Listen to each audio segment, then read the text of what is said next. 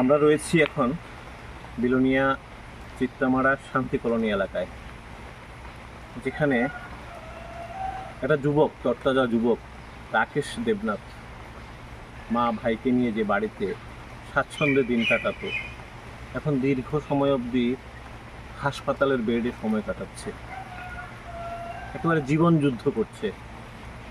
দীর্ঘদিন পর গতকাল রাতে ওর মা ওকে নিয়ে এসছে বিলোনিয়াতে, এই চিত্তামারা শান্তি কলোনিতে, কিন্তু সংসারে আর শান্তি রইল না। ওনারা একেবারে তছনছ হয়ে গেছে।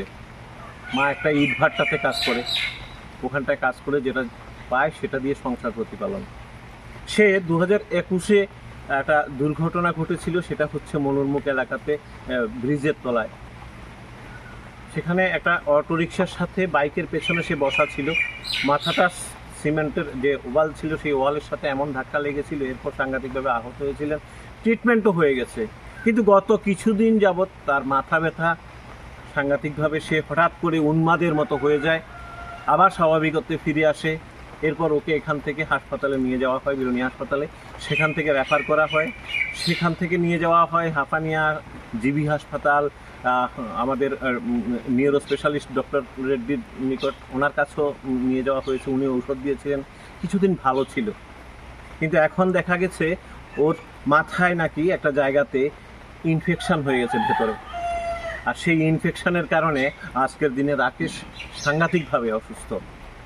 কখনো বা সুস্থতা দেখা যাচ্ছে উপর দিক থেকে যে সুস্থ বসে আছে, কিন্তু কখন সে অসুস্থ হয়ে যাচ্ছে, কখন ওর এই যে উন্মাদনা আসছে, কেউ বুঝতে পারছে না, ও নিজেই বুঝতে পারছে না।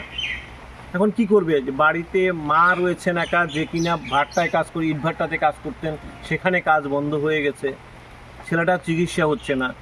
আমরা স্বাস্থ্য দপ্তরে ডক্টর মনীষ চৌধুরীর সাথে যোগাযোগ করেছি, উনি সাথে সাথে আশাকর্মীদেরকে পাঠিয়ে কিন্তু সে বিষয়ে একেবারে সব কাগজপত্র নিয়ে নিয়েছেন।